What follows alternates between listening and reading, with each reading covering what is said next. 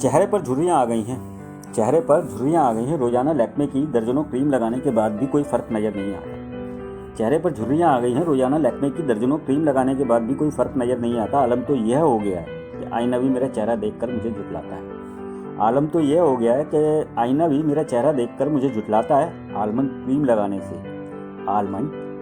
से झुर्रियाँ चेहरे से हट जाती हैं। कल ही एक नवयुक्ति सी दिखती मेरी प्रौढ़ सहेली ने मुझे बताया, जो मुझसे आयु में 2 वर्ष अधिक बड़ी है।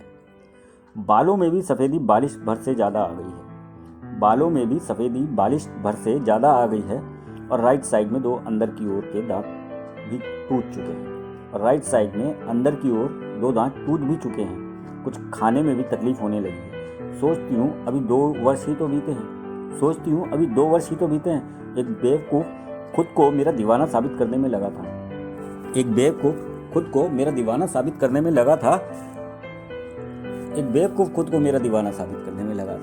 अनजान सा वह प्रस्तावित कर रहा था स्वयं को मेरे वर के रूप में। उस प्रस्तावना ने ही तो मुझ में रूप सौंदर्य का विस्मित अहंकारमयी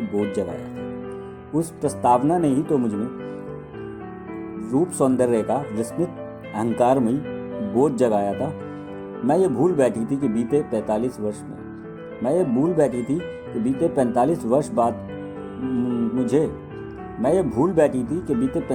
बाद किसी ने मुझ पर अपनत्व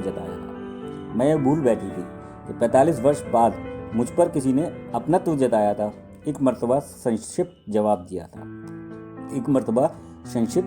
दिया था। उसके सैकड़ों संदेशों के बाद हमारे यहाँ जाति से बाहर रिश्ता निषेध है, यानी कि हम जाति से बाहर विवाह नहीं करते। इसके पश्चात आज तक फेसबुक पर देखती हूँ उसकी प्रोफाइल, वह क्या कर रहा है। कई बार चेक करती हूँ उसकी वैवाहिक स्थिति भी मैट्रिमोनियल साइट पे। शायद मुझे एकाकी का एहसास होता है। अब मैं सोचने लगी थी, जाति पाति रिश्ते नाते सखी सहेली से हटकर जाति ने मुझे दिया क्या, एक व्यंग जो मुझे मेरी बढ़ती उम्र के साथ एक विशीला सा संवाद देता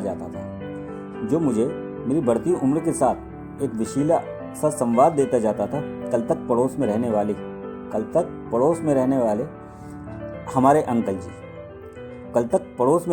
हमारे अंकल जी हमारी ही जाति के आजकल अपनी धर्मपत्नी से अधिक मुझ पर निगाह रखते हैं। मेरी एकाकी से वह सहानुभूति से कुछ अधिक भाव करते हैं।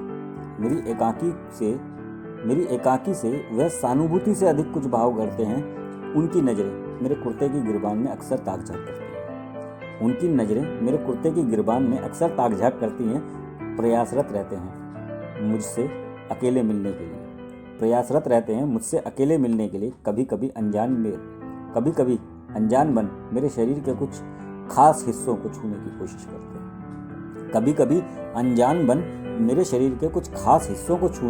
करते हैं। शायद मेरी एकाकी की तुलना अपनी काम वशीभूत भावनाओं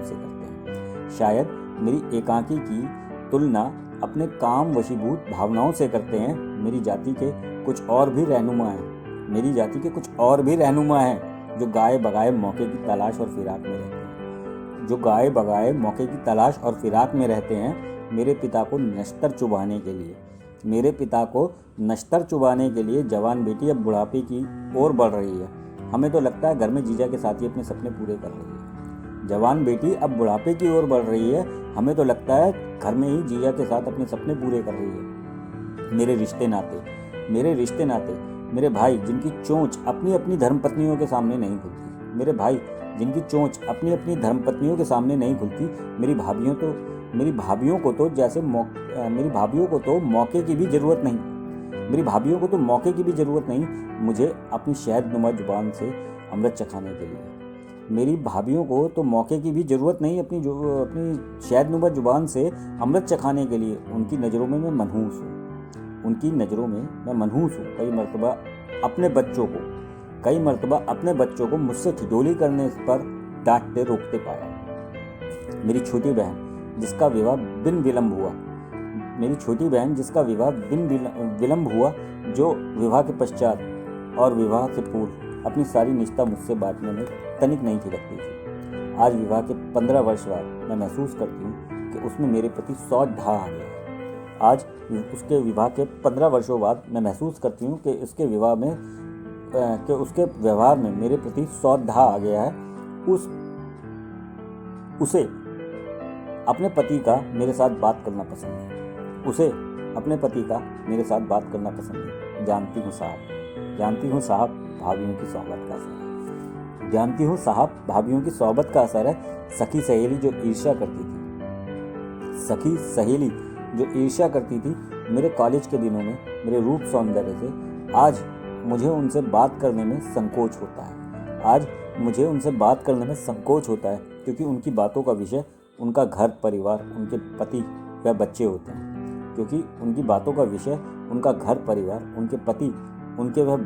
हैं। और मैं दुनियावी माया जाल में निदाग अकेली स्वयं को दिलासा देती हुई कि एक दिन मैं भी अपने गृहस्थ जीवन की किस्सा गोई बढ़ चढ़ कर सुनाऊंगा।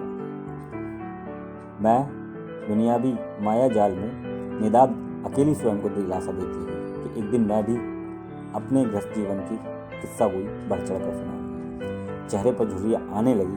रोज लैक्मे की दर्जनों क्रीम लगाने के बाद भी फर्क नजर नहीं आता। आलम तो यह हो गया है कि आईना भी मेरा चेहरा देखकर मुझे झुठलाता है। आज बीते 2 बरस का वह फेसबुक दोस्त याद आता है। किंतु मैं भी क्या करूं? वह मुझे विवाह प्रस्तावना कम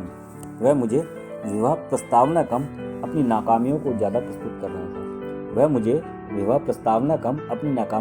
प्रस्तुत कर रहा था। जैसे मुझसे शादी मेरी बढ़ती उम्र के सौदे की तरह कर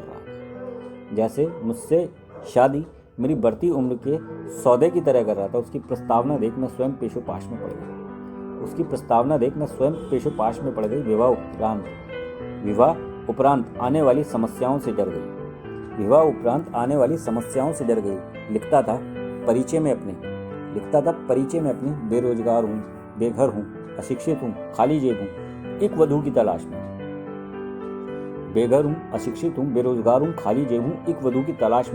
जो वहन कर सके विवाह पश्चात मुझे जिम्मेदारी के रूप में। लाखों में ऐसा सुयोग्य वर ढूंढने से नहीं मिलेगा। घर जमाई बनने में भी कोई आपत्ति नहीं है। स्वयं से मेरे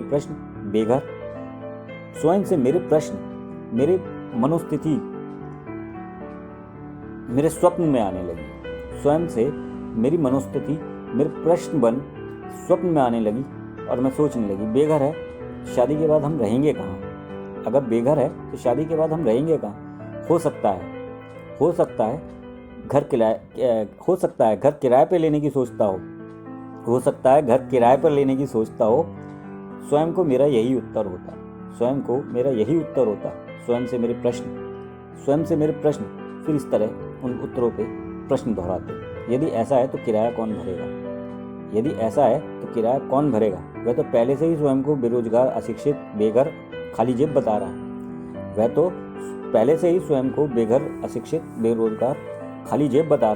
इस स्थिति में तो मुझे शादी करने की कीमत किश्तों में चुकानी होगी। हर महीने मेरी पगार घर के किराए, घर खर्च और उसकी निज आवश्यकताओं को पूरा करने में चली जाएगी। यह भी मुमकिन है उसकी मंशा शादी उपरांत घर जमाई बनकर रहने की हो। हाँ, ऐसा मुमकिन है, उसकी सोच ऐसी हो, परंतु अपने घर वालों का व्यवहार मैं अच्छी तरह जानती अपने घर वालों का व्यवहार मैं अच्छी तरह जानती हूँ। कुछ दिन तक तो ठीक ठाक करेंगे, उसके बाद भाभीियों के ताने, भाइयों से विवाद। संभव है कि उनके द्वारा किए जाने वाले अपमान को वह खुशी से वहन कर ले। संभव है उनके द्वारा किए जाने वाले अपमान को वह खुशी से वहन कर ले, क्योंकि सब कुछ मुफ्त, घर जवाई बनने की एवज में सब कुछ मुफ्त। इस तरह वह मुझे परले दर्जे का लंपट बेशरम किस्म का व्यक्ति समझ आने लगा। इस तरह वह मुझे परले दर्जे का लंपट और बेशरम किस्म का व्यक्ति समझ आने लगा। और इस पर मुझे मेरी और मेरे पिताजी की जिंदगी जहन्नुम सी लगने लगी।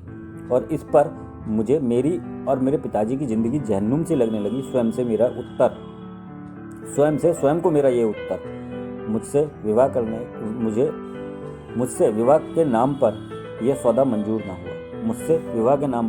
मंजूर ना हुआ। चेहरे पर झुर्रियाँ आ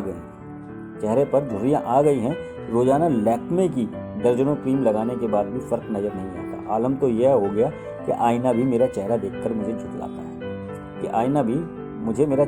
झुठलाता है। आलमंड क्रीम लगाने से झुर्रियाँ हट जाती हैं। कल ही एक नवयुक्ति सी दिखती मेरी प्रौढ़ सहेली ने मुझे बताया था, जो आयु में मुझसे 2 वर्ष अधिक बड़ी है। किंतु आज सोचती हूँ कि मैं आत्मनिर्भर क्यों हूँ।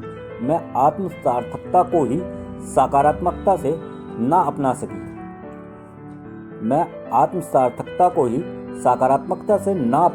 क्या यह मुमकिन है? विवाह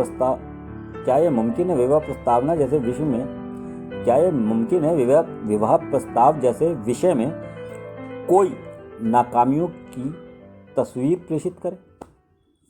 क्या यह मुमकिन है विवाह प्रस्तावना जैसे विषय में कोई अपनी नाकामियों की तस्वीर प्रेषित करे? अपितु देखने में तो यही आता है कि विवाह हेतु वर बड़ी बड़ी पृष्ठभूमि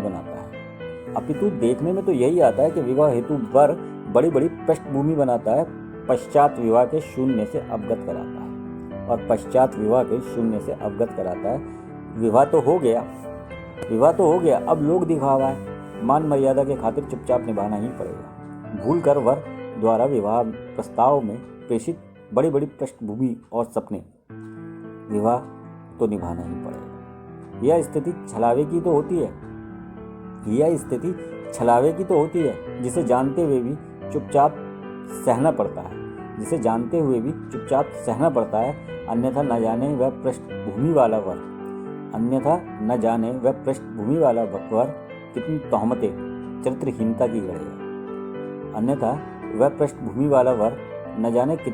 चरित्रहीनता की गढ़ेगा, और समाज उसे चटकारे लेकर पड़ेगा। बदलाव मेरी सोच में कुछ इस तरह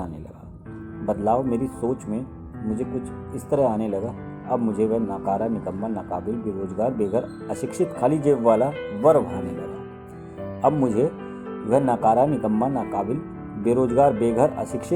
जेब वाला वर भाने लगा।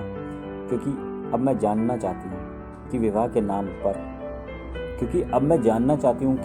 नाम पर किए जाने वाले समझौते का प्रारूप क्या है, और मेरे समक्ष मेरा स्वरूप क्या है। विवाह के नाम पर किए जाने वाले समझौते का प्रारूप क्या है। मेरी मांग में भरने वाले सिंदूर की लालिमा कितनी है। इसीलिए तलाशती हूँ फेसबुक पर उसकी प्रोफाइल। चेहरे पर झुर्रियाँ आ गई हैं। रोजाना लैक्मे की दर्जनों क्रीम लगाने के बाद भी फर्क नजर नहीं आता। आलम तो यह हो गया है कि आईना भी मेरा चेहरा देखकर मुझे झुठलाता है। आईना तो यह हो गया है कि आईना भी मेरा चेहरा देखकर मुझे झुठलाता है। आलमंड क्रीम लगाने से झुर्रियाँ चेहरे से हट जाती हैं। कल ही एक नवयुक्ति सी दिखने वाली मेरी प्रौढ़ सहेली ने मुझे बताया, जो मुझसे आयु में 2 वर्ष अधिक बड़ी है। अनब्याही दुल्हनों की मनोदशा, जो मुझे स्वीकारने में हिचकती हैं, नाकारने में झिझकती हैं। कौश की चेतन।